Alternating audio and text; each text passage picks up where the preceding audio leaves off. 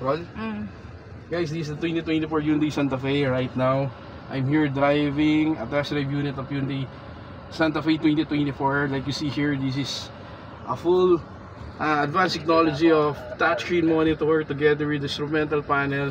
And right now, like you see, meron din siyang kasamang Sportronic magnesium paddle shifter na you can use it while driving kung gusto mo ng sporty mode na parang nagpo-Formula 1 racing. Then, right now, this is the first time na nakakita ko kung saan yung mismong shift knob or yung mismong transmission gear shift knob niya is nandito.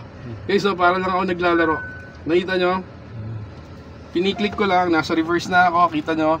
Yung backup camera, pati yung 360 bird's eye is makikita mo mismo yung unit. Right now, kulay puti nga lang siya kasi ito yung naka-program, but ang pinaka-use niyan is para makita mo yung nasa outside the appearance kung meron mang blockage or meron ka mang mababump na any object or person or kung sino man yung nasa gilid or whatever kung ano man nasa gilid. Then right now, naka-reverse na ako, then I will go for the neutral.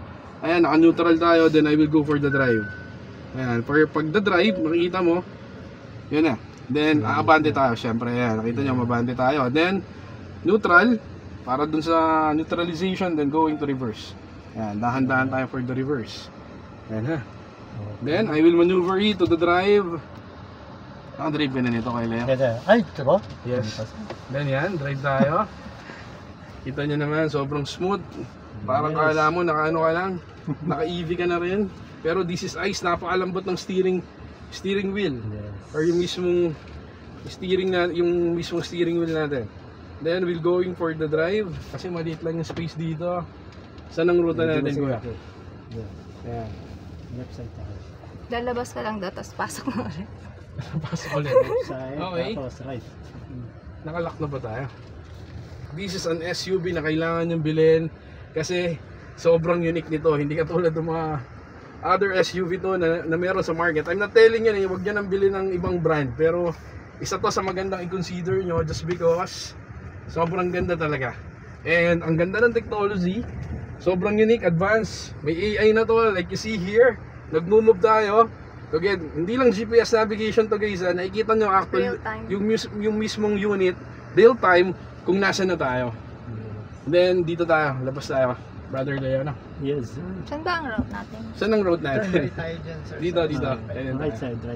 Ayan guys, kita nyo na, balik tayo. Then you can use also all the touchscreen monitor. Marami siyang specs. Yung multimedia monitor natin, you can use it for Hyundai, GPS, messaging. You can set a configuration kung gusto nyo rin gamitin for your Spotify. Tama ba? Leo? Yes. Yes, then you can use the Waze na laging nanliligaw. Si Waze. Then diretso lang tayo, kuya? Diretso, tapos right side. Right side tayo, okay. Makapagal.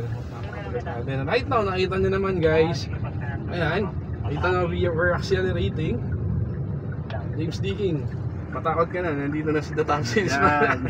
Nagkaka-review si the top salesman, you know. Then right now, nandito tayo, Rojas Boulevard. Kakanan tayo, ito yung test drive route ngayon sa Mias. Guys, sa mga gustong pumunta ng Mias, habang maaga pa pumunta na kayo. Then, we have 4 days event. Starting today, April 4 to April 7.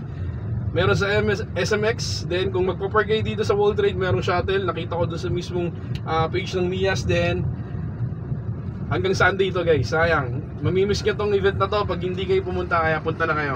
And look for Kuya Leo ng Hyundai. Yes. Quezon na. Pero bukas baka hindi na siya naka-duty. Paano yun? Sunday na uli. Sunday na uli pala. Go back to Sunday kasi mamaya i-upload ko rin naman tong video na to. Para makakita ng mga gustong mag-test drive nito. Search ko yung Santa Fe. Yes, so the top salesman. Follow, like, and share the top salesman vlog. This is JDP Joshua, JDP Polarose at your service. To God be the glory guys. And right now, ayan, we're here at Rojas Boulevard. Tama ba? Rojas Boulevard pa rin ba to? Then, tinetest ride na natin.